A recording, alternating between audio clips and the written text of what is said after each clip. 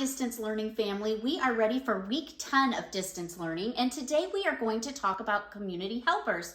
Community helpers are people that work in the community, and their job is to help us when we need help. So let's get started by going over our schedule. The first thing we're going to do is go over our schedule. Our schedule tells us what we are going to do today. Then we are going to talk about the behaving rules because behaving at home and at school is very important. Then we're going to read a little book called 5 Little Monkeys. There's a community helper in that book that we'll get to talk about. Then we're going to do a movement song so that you guys can get up and dance and get your wiggles out. Then we're going to do an activity called Peg Friends and look at some other community helpers. Then we will be all done. So let's go back to the top of our schedule, and I'm going to put a check mark next to and on top of our schedule because we are all done with it. Now we're going to look at our behaving rules and listen to our behaving song. So give Mrs. Dow a minute and I will pull that up for us. All right, here is our book. We've got our little bee and our big bee, and they are all ready to go. And look at our big bee. He's giving us a thumbs up. Can you put your thumbs up and let Miss Amy know that you're ready to go? All right, our first page says, behaving at school is very important. And look at our bee. He is reading a book, isn't he? He is reading a book. The first rule says I need to use a safe body. Safe body. Safe body means my arms are at my side, and if I want to go somewhere, I use my walking feet. I need to use safe hands. Can you fold your hands like this person and show Miss Amy safe hands?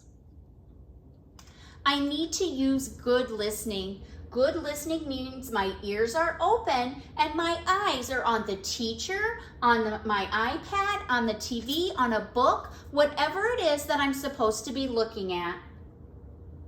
I need to sit nicely. Sitting nicely means my bottom is on the chair, my head is up, and my feet are on the floor. I need to use an inside voice, an inside voice. An inside voice means my voice is just right. It's not too loud and it's not too soft. It is in the middle. Inside voice means no yelling. I need to use nice pointing or nice talking.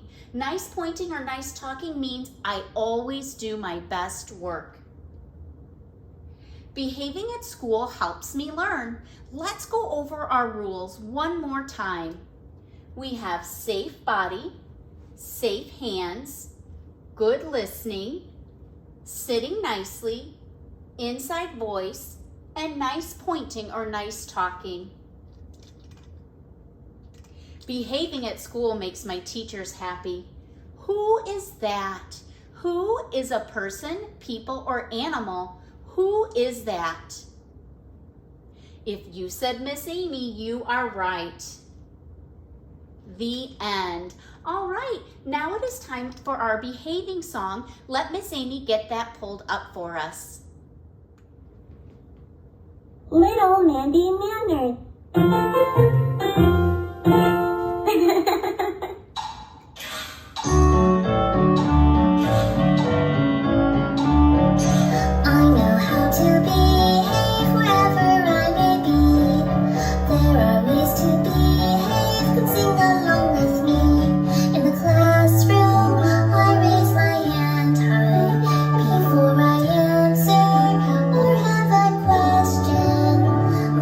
Teacher likes it when we listen and follow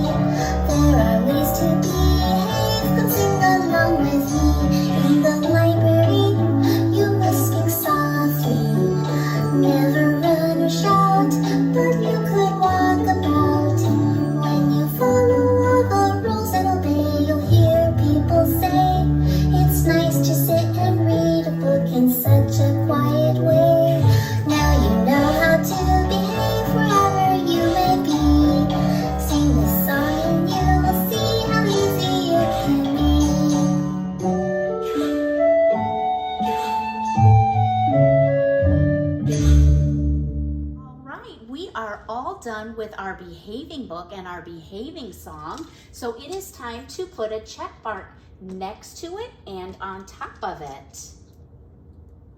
All right, let's look what's next. It's time to read our book called The 5 Little Monkeys. So let Miss Amy get that pulled up for us. Okay, I found it. Now I know Miss Amy says this almost every week, but this is one of my favorite books. It makes me think about when I was little and I used to play with my cousins and we used to pretend to be monkeys. I won't tell you what we were doing, but you can kind of guess from listening to the book. So let's get started. It looks like our monkeys are in bed, aren't they? If I asked you, where are the monkeys? Where is a place? And you would say the monkeys are in bed, and it looks like they aren't feeling well. And look at Mama over here. How does she look? Do you think she looks happy or mad? If you said mad, you would be right. Look at her mouth. Her mouth is kind of shut a little bit and it's slanted, and her eyebrows are turned down, and she's got her hands on her hips. That tells me that Mama is angry. All right, let's get started. All right, 5 little monkeys jumping on the bed. Let's count them. 1, 2, 3, 4, 5. One fell off and bumped his head. Ooh, look at these monkeys are on the bed, and this monkey is off the bed. So Mama called the doctor, and the doctor said, no more monkeys jumping on the bed. 4 little monkeys jumping on the bed. Let's count them. 1, 2, 3, 4. One fell off and bumped her head. Ooh, these monkeys are on, and this little monkey is off, isn't she? So Mama called the doctor, and the doctor said, no more monkeys jumping on the bed. 3 little monkeys jumping on the bed. 1, 2, 3. What do you think is going to happen? One fell off and bumped her head. Ooh, and look at her. She is crying. She is crying. I bet she is not using an inside voice. She is not using an inside voice. So Mama called the doctor, and the doctor said, no more monkeys jumping on the bed. 2 little monkeys jumping on the bed. Let's count them. 1, 2. One fell off and bumped his head. Ooh, we've got one on the bed, and this one is off the bed. So Mama called the doctor, and the doctor said, no more monkeys jumping on the bed. 1 little monkey jumping on the bed. Look, we have 1 monkey on the bed. 1 fell off and bumped his head. Ooh, do you see him? He is off.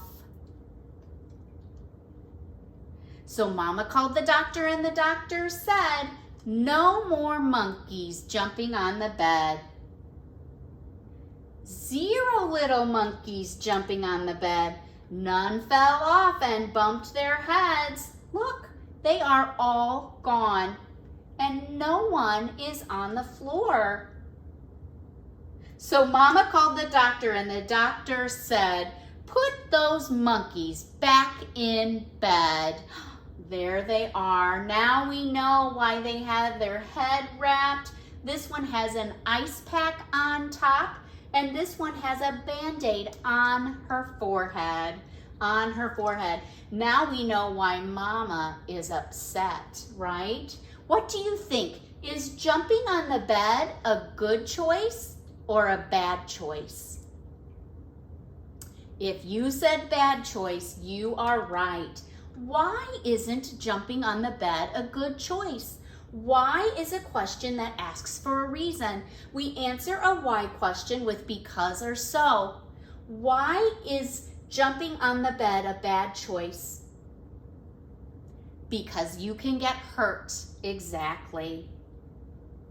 All right, our book is all done. It is time for our movement song. Oops, actually, before we need to do our movement song, we need to go back and check our schedule, don't we? All right, let Miss Amy get that pulled up for us. Okay, we have our schedule pulled back up. Let's look and see. We are all done with our Five Little Monkeys book, so I am going to put a check mark next to it and on top of it because we are all done. Now it is time for our movement song. So give Miss Amy a minute and I will pull that up for us.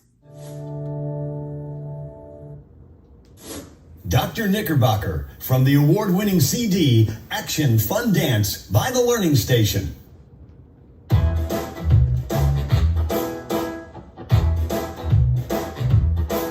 Dr. Knickerbocker, Knickerbocker number 9. He likes to dance and he keeps in time. Now let's get the rhythm of the hands.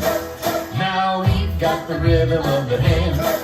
Now let's get the rhythm of the number 9. 1, 2, 3, 4, 5, 6, 7, 8, 9. Dr. Knickerbocker, Knickerbocker number 9. He likes to dance and he keeps in time. Now let's get the rhythm of the feet. Now we've got the rhythm of the feet. Now let's get the rhythm of the hands. Now we've got the rhythm of the hands. Now let's get the rhythm of the number 9. 1, 2, 3, 4, 5, 6, 7, 8, 9. Dr. Knickerbocker, Knickerbocker number 9. He likes to dance and he keeps in time. Now let's get the rhythm of the hips. Now we've got the rhythm of the hips. Now let's get the rhythm of the feet. Now we've got the rhythm of the feet. Now let's get the rhythm of the hands. Now we've got the rhythm of the hands. Now let's get the rhythm of the number 9. 1, 2, 3, 4, 5, 6, 7, 8, 9. Dr. Knickerbocker, Knickerbocker number 9. He likes to dance and he keeps in time. Now let's get the rhythm of the head. Now we've got the rhythm of the head. Now let's get the rhythm of the hips. Now we've got the rhythm of the hips. Now let's get the rhythm of the feet. Now we've got the rhythm of the feet. Now let's get the rhythm of the hands. Now we've got the rhythm of the hands. Now let's get the rhythm of the number 9. 1, 2, 3, 4, 5, 6, 7, 8, 9. Now let's get the rhythm of the number 9. 2, 3, 4, 5, 6, 7, 8, 9. Now let's get the rhythm of the number 9. 2, 3, 4, 5, 6, 7, 8, 9. Now let's get the rhythm of the number 9. 2, 3, 4, 5, 6, 7, 8, 9. Now let's get the rhythm of the number 9. 2, 3, 4, 5, 6, 7, 8, 9. Okay, you guys, high five. Whoops, missed. Then thumbs up. Down low.